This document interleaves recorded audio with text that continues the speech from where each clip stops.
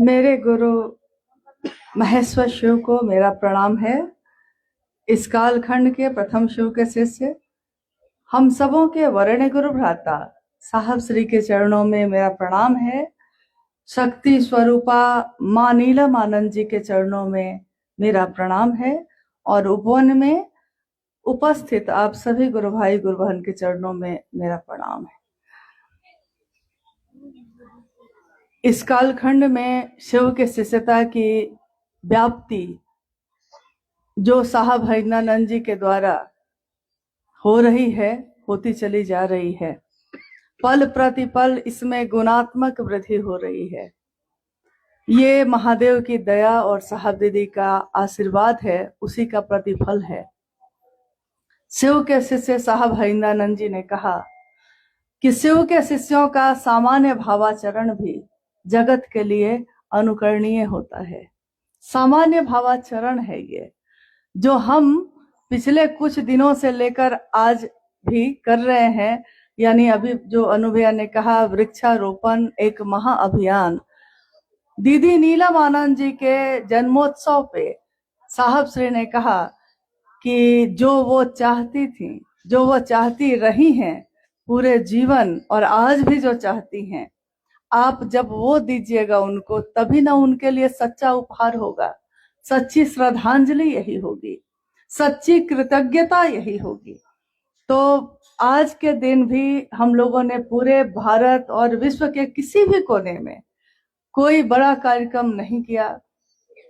सभी जगहों के गुरु भाई गुरु बहन किसी न किसी नए व्यक्ति से महादेव की बात कर रहे हैं। इस पल में भी कितनी घोषणा से ये वातावरण, ये माहौल गुंजायमान हो रहा होगा अभी, और हो रहा है उस तरफ कि आज से और अभी से इन्होंने महेश्वर शिव को अपना गुरु बनाया है। इनके नाम की सूचना हम शिव के अंतरिक्ष साम्राज्य को संप्रेषित करते हैं और जागा जागा महादेव का ये गूंज, ये जय घोष शिव की, जो साहब ने चाहा, जो दीदी ने चाहा। एक सामान्य भावाचरण ही है, एक ऐसा आचरण जिसमें भाव शामिल है। जब हम एक पौधा लगाते हैं और उसकी पत्तियां मुरझाने लगती हैं, तो हमारा हृदय भी मुरझाने लगता है। लेकिन वही अगर उसमें नए पत्ते आने लगते हैं, फूल और फल आने लगते हैं, फूल आता है उसमें जो हमने लगाया है, लेकिन दिल हमारा प्रफुल्लित होता है, खुशी हमको मिलती है। कोई दूसरा महादेव की तरफ चलता है, कोई और बोलता है मैंने शिव को अपना गुरु बनाया है, मन हमारा आनंदित होता है। यही विधा साहब श्री ने दी है और जीवन भर मां नीलम आनंद जी ने यही सिखाया कि जो दूसरों को दोगे वही पाओगे। जो दीजिएगा, महादेव दीजिएगा तो क्या पाइएगा। किसी के अंधेरे घर में दिया में रोशनी लेकर आप किसी के घर के अंदर अगर प्रवेश करिएगा और आपके हाथ में वो दिया होगा जिसमें रोशनी है, तो उस घर के अंधेरे में आप क्या लेकर जाइएगा? रोशनी। और जब वहां से लौटिएगा तो आपके हृदय में भी वही रोशनी होगी, दुगुनी। कोई अगर महादेव की तरफ बढ़ाता है तो खुद भी महादेव की तरफ बढ़ता है।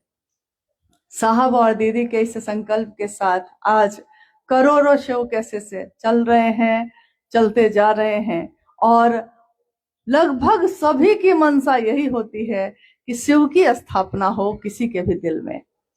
हम अपनी दीदी नीलम आनंद जी को वही दे सकते हैं जो वो चाहती हैं, शिव शिष्यता का उपहार, और इस धरती पे हरियाली, सांस लेने की क्षमता मिले, प्राणवायु प्रवाहित हो धरती पे भी, और प्राण मंत्र शिव का गूंजे हमारे प्राणों पे भी। यही माने चाहा है हमेशा। कहने को तो बहुत सारी बातें हैं, अनगिनत, लेकिन वो बातें, वो उनकी बोली हुई हर बात गूंजती ही रहती है।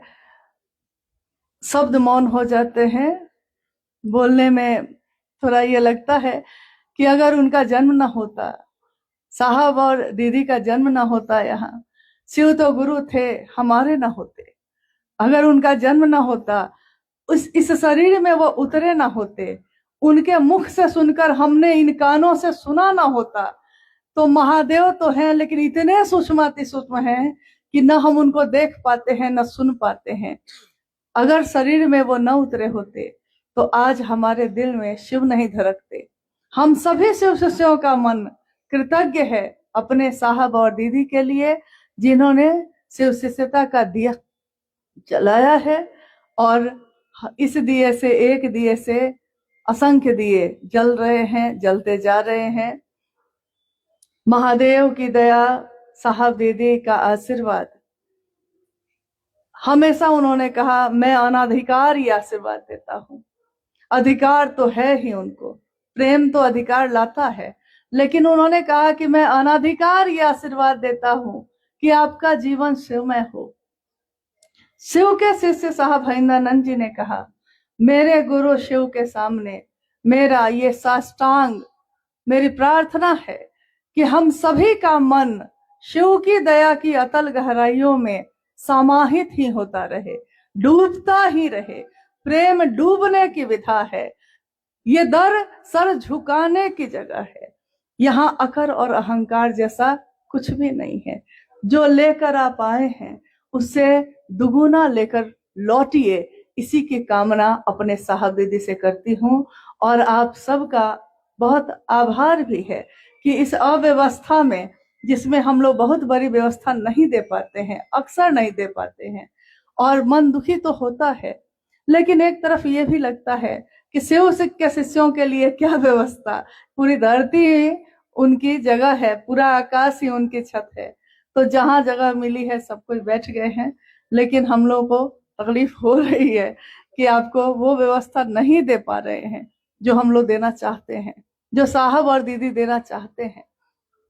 लेकिन जब महादेव की बात उन्होंने शुरू की थी तो इसी जमीन पे अखबार बिछाकर, घास के मैदान में बैठकर साहब और दीदी ने महादेव की बात शुरू की थी। अगर नहीं शुरू की होती तो लोग महादेव के तरफ नहीं चल पाते, सामान्य और अति सामान्य लोग नहीं चल पाते। आज चल रहे हैं, ये उन्हीं की दया, उन्हीं का आशीर्वाद है।